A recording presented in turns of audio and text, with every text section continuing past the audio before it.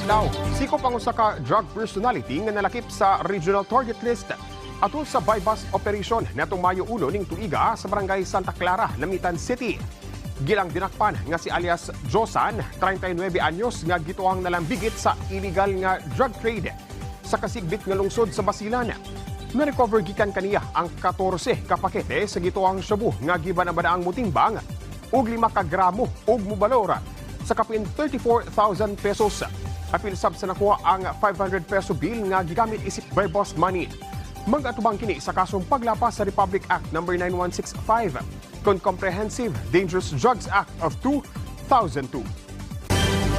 Gipahigayon sa probinsyal nga kagamhanan sa Cotabato ang blessing ug turnover ceremony sa San Isidro Urban Poor Housing Project netong Mayo 1 ning tuiga sa barangay San Isidro, Kidapawan City.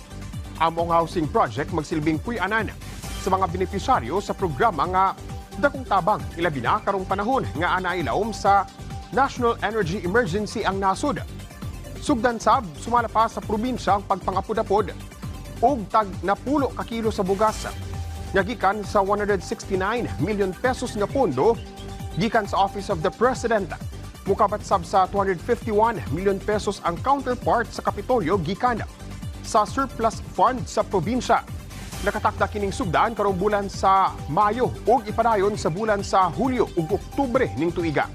Gawas sa probinsya nga kagamhanan maghatag sab sumala pa og counterpart ang local government units ug ang barangay alang sa distribusyon sa bugas sa mga bulan sa Hunyo, Agosto ug Setyembre ning tuiga.